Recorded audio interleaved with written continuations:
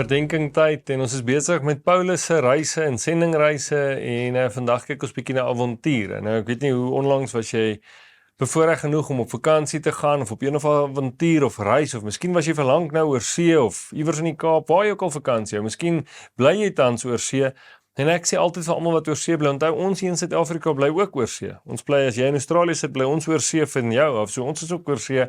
So miskien is jou buurt 'n goeie avontuursreis, maar een ding van reis is jy ontmoet altyd nuwe mense. Jy ontmoet vreemde mense, snaakse mense, mense wat jou bietjie laat skrik. Ek onthou een keer op pad George toe het ons weer gestop en Graafrein net soos ons gewoonlik doen en daar kom 'n vrou verby met een van die ou draaitelefone in haar hand en die gehoorstuk teen die oor en daar loop sy. Sy het 'n gesprek met wie ook al aan die ander kant en loop by die straat op en af soos wat iemand met 'n selfoon sal loop, maar daar loop sy en die kinders kyk en hulle wonder wat doen hierdie vreemde vrou en dis die storie wat my vandag laat dink het aan hier waar Paulus hulle met 'n towenaar ontmoeting gehad het in Handelinge 13 vers 6 tot 12.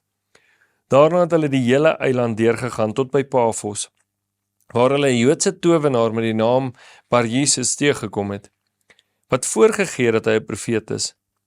Hy was by die goewerneur Sergius Paulus, wat 'n verstandige man was. Die goewerneur het vir Barnabas en Saulus laat roep, want hy wou graag die woord van God hoor. Die towenaar, Elimas, soos hy in Grieks genoem is, het hulle egter teëgestaan, omdat hy wou verhoed dat die goewerneur in Jesus glo.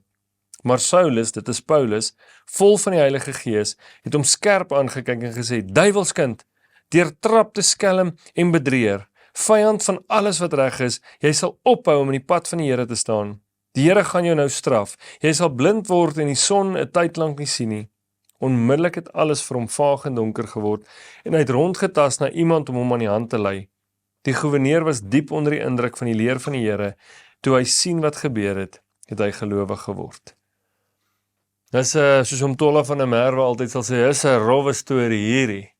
Maar is 'n storie vir my en jou vandag. Want sien wat hier gebeur, 'n verhaal soos hierdie kan partykeer vir ons moeilik wees om te identifiseer mee, maar dit kan ook 'n ding wees wat my en jou bang maak. Wat sê maar, ek weet nie wie is towenaars en wie nie, ek weet nie wie wil my teenstaan en wie nie. Jy weet, hierdie ou wou ons keer, is dit nie 'n teken van die Here af nie? Jy weet hoe jy partykeer weet iets is reg, maar dan soek ons amper 'n ander teken om ons te keer om die goeie nuus te verkondig. En dis wat hier gebeur. Maar Jesus gee vir ons, toe hy die disippels die opdrag gee om die goeie nuus te verkondig, gee vir ons 'n baie belangrike gedeelte, iets wat ek en jy moet onthou, en hy eindig Matteus 28 vers 20 met sê, en onthou, ek is by julle al die dae tot die volëinding van die wêreld. Ek en jy doen nie hierdie alleen nie, en daarom hoef ek en jy nie bang te wees nie. Ons moet bid vir onderskeiding, en ek gaan in hierdie week bietjie oor dit praat, en ons moet bid dat die Heilige Gees ons sal vul. Paulus het nie daar gestaan in sy eie krag nie. Hy het nie in sy eie krag vir hierdie towenaar gesê, hy kom uit die pad uit nie. Nee, hy het besef, hy het gesien wat hier gebeur, en in die krag van die Heilige Gees het hy gekom. Wat opvallend is God ontmoet daai towenaar waar hy is. Hy ontmoet hom in sy wêreld, en net so ontmoet hy my en jou in ons wêrelde. So baie keer dink ons moet iemand tot by die kerk kry. Jy moet iemand tot by Angus Buck en manne samekoms skryf, iewers waar 'n klomp dames by mekaar kom. God ontmoet my en jou waar ons is. Ons moet net oop wees daarvoor. Die Heilige Gees is binne in ons en saam met ons en rondom ons. En daar waar jy vandag gaan, by jou werk, by jou skool, by universiteit, by jou ouerhuis, by vriendekuier, op reis, waar jy brandstof ingooi in jou kar, daar is God ook, en ons moet wakker wees vir 'n geleentheid, waar ons hierdie goeie nuus kan verkondig. Daar is nie 'n one size fits all manier hoe om die goeie nuus te verkondig. Daar is nie, hoor jy, maar stap na iemand toe, geef hom hierdie briefie en nie. En dit maak dit eintlik opwindend.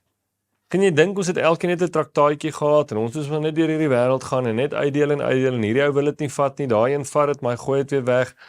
Hierdie maak dit opwindend, en ons moet bid, Here, wil jy nie vandag iemand oor my pad stuur nie.